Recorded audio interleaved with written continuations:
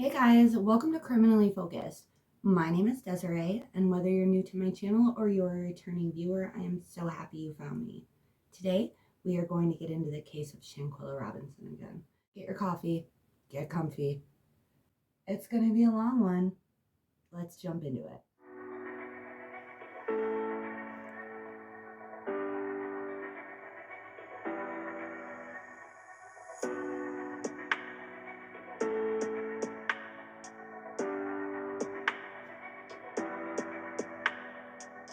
If you're not up to date with Shanquella's case, I do have a video below that you are welcome to check out. In fact, I recommend it. You can get caught up.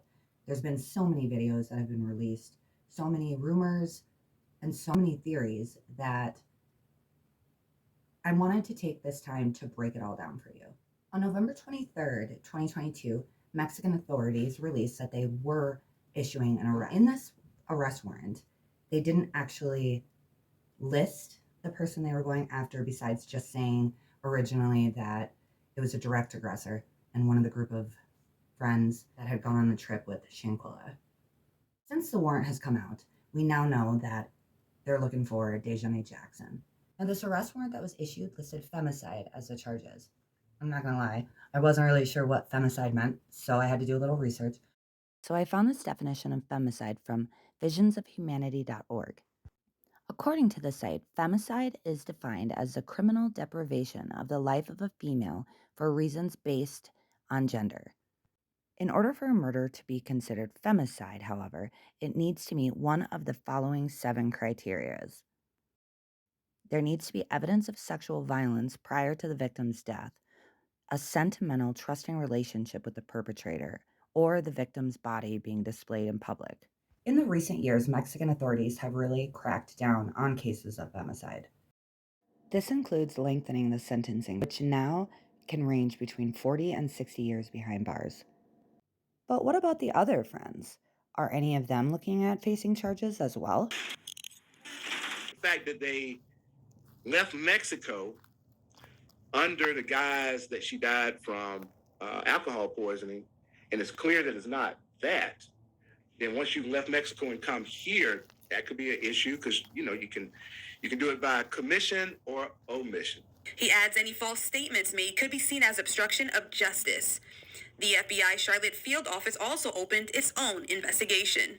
So if there's evidence that there was some plan before they got to Mexico, yeah, that would be a problem. Once you're back on U.S. soil, to the extent that there's an investigation here and you lie about it, you conceal things, you try to run, those could all be things that create charges against you here. I did also read that many times in Mexico, cases of murders against women are initially classified as femicide, and then once the investigation finds out that the murder wasn't gender-based, then they just change it to homicide. So I anticipate that's going to be what happens in Shanquella's case. Okay, so now that we've gone over the arrest warrant updates, let's jump into a timeline of the events of the night. So I did make a graphic with the information that I could find available. In this graphic, you can see 2 different colors, the teal and the purple. The purple is what information I've gathered from the police report, and the teal is all of the other conflicting reports. According to my research, at 2 p.m., a guest from the group called the villa for help. At 3:15, Dr. Gutierrez arrived at the villa. She said that Shanquella was stable at this point, yet dehydrated and unable to communicate. Definitely think it's important to note that Dr. Gutierrez did recommend that Shanquella be brought to the hospital. Now, their friends refused, saying that it was too expensive, that it would cost over $5,000 to get medical help.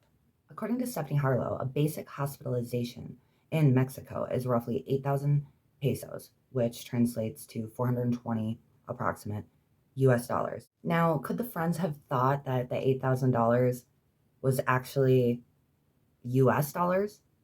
Maybe, but I doubt it. So jumping back into the timeline, according to the police report, we can see that at 4:15, Shanquella was reported to have a seizure. At 4:20, the 911 call requesting help was made. At 4:49, Shanquella's pulse began to fade. At 5:25, the police arrived on the scene, and at 5:57, Shanquella is pronounced dead.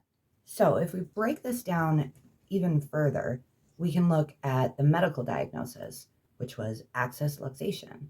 Now, 70% of cases of atlas luxation die immediately upon injury. I mean, it's basically inner decapitation from what I could see. Now, the other 30% die upon arrival at the hospital. Looking at the timeline, that doesn't add up. So it made me wonder, could the injuries she sustained have gotten worse because of the CPR or the defibrillator? Let's look at what a medical doctor has to say about atlas luxation injury, because everyone knows I'm no doctor, so I don't really know what I'm talking about. Of the upper cervical involves the C1 vertebrae called the atlas and the C2 vertebrae called the axis. When the person turns their head, these are supposed to stay in alignment. This can only occur if the capsular ligaments or the facet joints hold the vertebrae in place. When the vertebrae move together, the vertebral artery is fine, the circulation's good, and as well as all the nerves in the upper neck. When the capsular ligaments are injured, as illustrated here, you can see that C1 moves excessively when the head's rotated in relationship to C2. This causes a pinching of the vertebral artery, therefore cutting off blood supply to various parts of the brain. So, if Shanquella's neck was fractured, I could see how CPR or the defibrillators could cause that to get worse. If the vertebral artery was affected, I could see how this could cut off circulation to her brain, causing her to go into cardiac arrest. But in the end, does it really matter? Let's listen to what the queen of YouTube has to say. If Shanquella's friends, the Cabo Six, not her friends, we can all agree, I think, that they're not her friends, not her real friends, not good friends. So if they were beating her up and caused this injury, which then caused her to have some, symptoms where she was like out of it and unconscious, which then caused the doctor to be called, which then caused the ambulance to be called, which then caused CPR and AED shocks to happen. And those things exacerbated this condition that was caused by the friends. It doesn't matter. It doesn't matter. Because if Shanquella hadn't been beat up, the doctor wouldn't have had to have been called, and CPR wouldn't have had to have been performed, and her injuries wouldn't have been exacerbated. So, we can explore this idea that maybe she would have been okay if she'd gotten to a hospital and had an x-ray and the doctors saw what was going on with her, so they knew to stabilize her in a certain way while they were doing CPR or something. We can explore that, but all of it leads back to that fight if that's where she sustained those injuries, right? They're still responsible. If that's what happened, allegedly don't come for me. So now we're going to get into things that are more rumor-based and less fact-based. These are things that I have just heard on the internet and I can't verify. There's some reports online circulating that the fight started because Shanquella had texted Dejanay's ex the night prior. Who knows if that's true? She did have a fight that y'all will see, and that's going viral. They were fighting because Quilla did some crazy shit while she was drunk. So she basically told her to, let's fight. I don't want to drag you out of the bed. Quilla didn't want to, and that's how that happened. Unfortunately, she did die because I didn't see a fight. I didn't know it was a fight. I didn't know it was a video. I didn't know they did any harm, anything. I went in there and told it was alcohol poisoning, so that's what I helped her as. That's what I helped her as. I didn't leave her side. I put on soft music. Summer Walker rubbing her head till the nurse came in. Nobody even talked about the nurse. Nobody even said a nurse came. None of this stuff. So I'm really not understanding where this story is coming from and why it's out here like this, because it's wrong. It's wrong. And for y'all to be attacking me, an innocent soul, I'm really innocent as fuck. I went there to enjoy my birthday.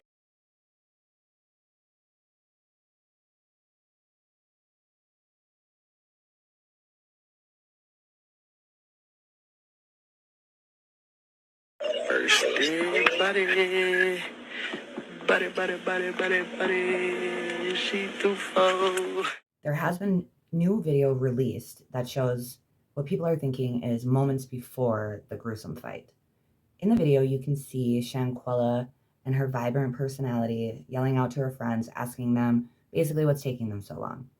Then you can see Khalil Cook coming forward, almost like a distraction, or to let the group know that Shanquella was on her way. When she walks into the room, the energy shifts immediately. It don't take that long to get naked. It don't take that long to get naked, hoes. Where y'all at?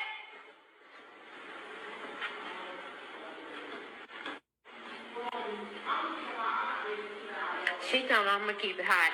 You gonna keep it hot? What? I'm gonna keep it hot. I got business that I don't want to wear because it's too fuck. They, what girl said they crew. The one that's like mediocre is in my champions. I can't wear them. Many are saying that it looks at this point like an ambush, that the group was in this room plotting the fight. So, as I said earlier, I did use other podcasters to gather information. I really enjoyed Stephanie Harlow's video, and then there's also another channel on YouTube that I love called Chronicle Speaks. You should definitely check her out. All right, guys, so this has been a long one. If you're still with me, thank you for sticking through it. Until next time, stay safe, choose your friends wisely. As always, I mean no disrespect to anyone I mentioned, and go do your own research. These are just facts that I've found on the internet.